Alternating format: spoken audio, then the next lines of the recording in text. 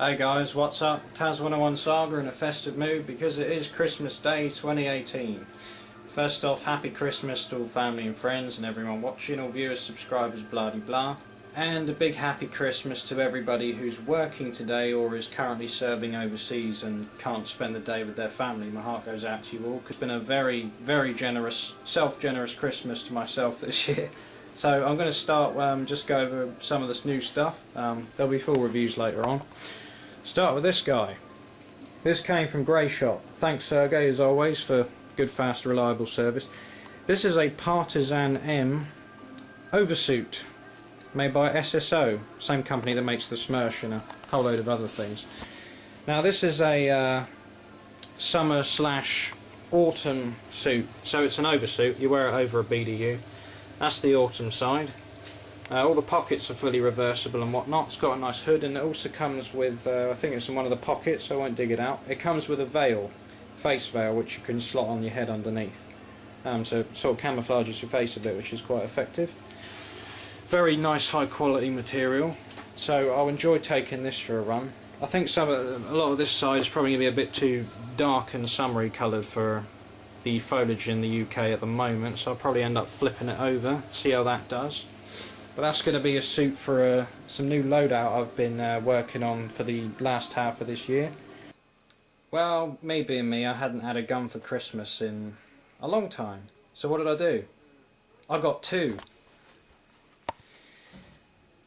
Never bought a sniper rifle before, so I think I made a hell of a good start actually on my pick.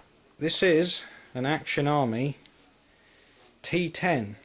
Obviously all bare bones stock at the moment, other than that fluted outer barrel, which I've added. That's from Action Army. Got a whole load of parts here. This thing is going to get tore down and upgraded. I know some people have seen these and they're sort of wondering, Action Army doesn't actually make guns, do they? Well, this is the first gun they've ever made. And don't let that fool you. That is not the magazine, and that's where this thing is interesting.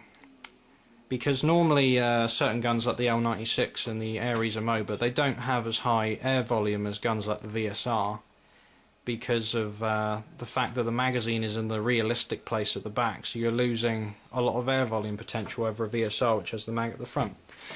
Well, that's where this thing is interesting, because it's a VSR. It's just a VSR and a fancy stock, which means it's fully upgradable with all VSR parts. It doesn't look like a VSR, and it's quite a bit heavier.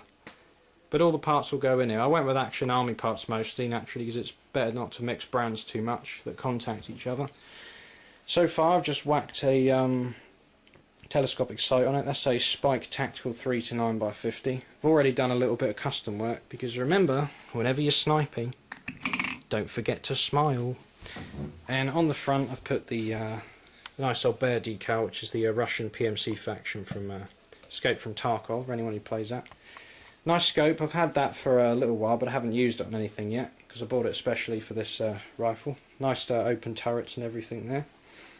This came from Airsoft World. Nice fast delivery. Got a bunch of other upgrades that I'm going to throw in.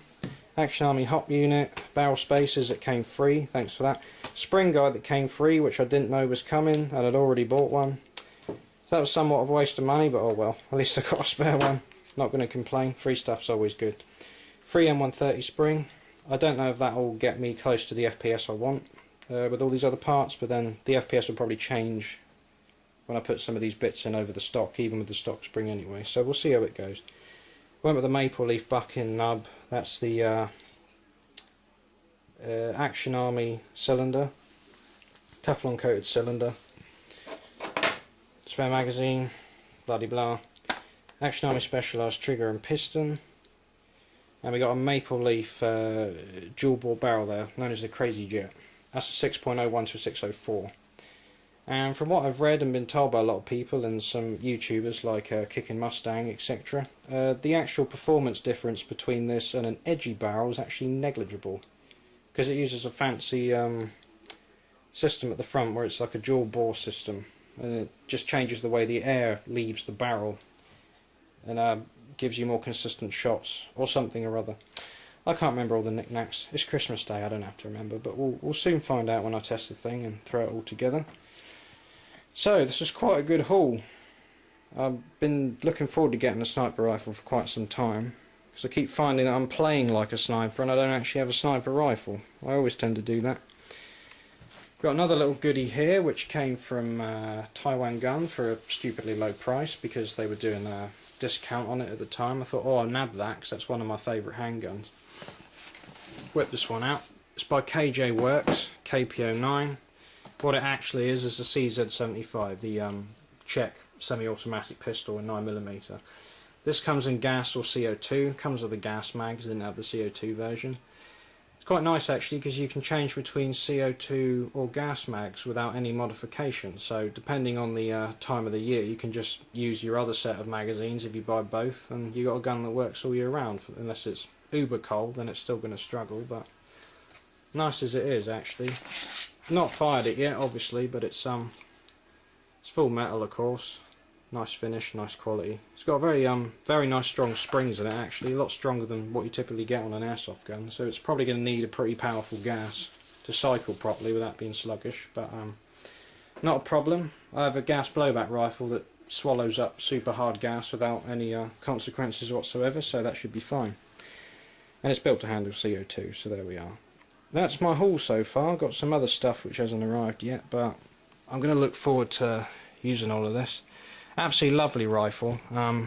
Everything on it, there's no wobble, no creaks, nothing. Absolutely solid. Lovely smooth action. Lovely smooth trigger. Even the stock triggers are really nice actually. But you're going to want to upgrade it if you up the spring obviously.